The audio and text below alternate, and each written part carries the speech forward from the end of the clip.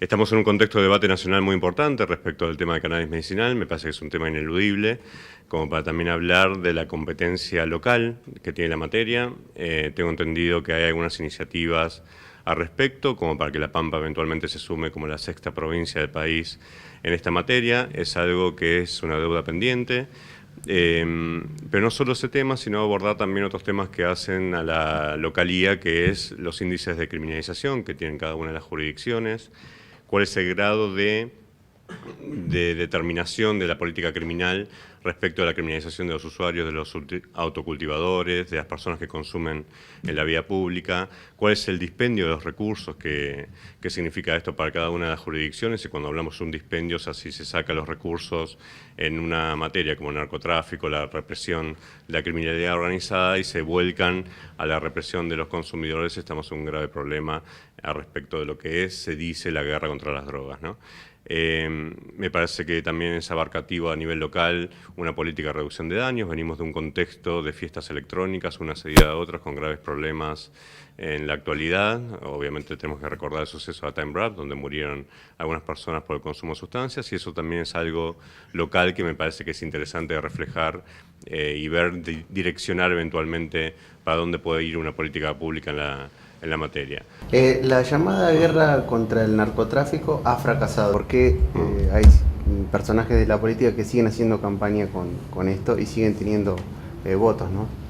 Y me parece que precisamente es por eso, o sea, porque es muy útil a la política buscar un enemigo de consenso para buscar una cohesión social, ¿no? O sea, eso históricamente sucedió con... Es más, la guerra contra las drogas está muy nucleada con lo que es la xenofobia. Iba a decir que históricamente sucedió alrededor de los migrantes, ¿no?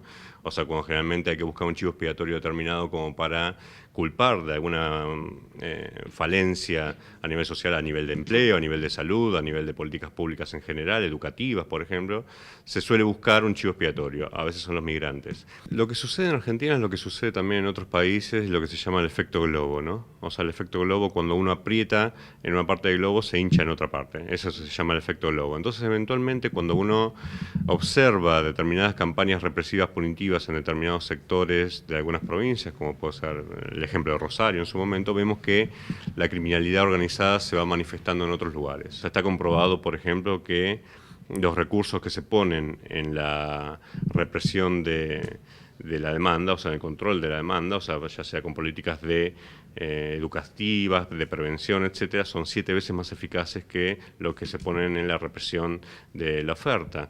Pero en ese sentido, por ejemplo, a nivel nacional, que quizás es lo que más conozco, o sea, los presupuestos siguen demostrando que el 95% de los recursos se ponen para la represión del narcotráfico en manos de los ministerios de seguridad y las fuerzas de seguridad, y el 5% nada más se ubica en torno a la demanda, ¿no? En esta nueva configuración, digo, de gobiernos de corte neoliberal, lo que hacen pensar en décadas pasadas, digo, ¿la relación con los Estados Unidos va a influir en las políticas de narcocriminalidad? Obviamente que la relación de Estados Unidos con los gobiernos neoliberales ha fagocitado la represión y las políticas de represión en torno a las drogas. Seguimos sosteniendo una ley que, por ejemplo, criminaliza la tenencia para consumo personal, más allá de que la Corte lo haya dicho hace 31 años que su represión es inconstitucional. Y lo haya reafirmado hace 8 años con el fallo Arriola.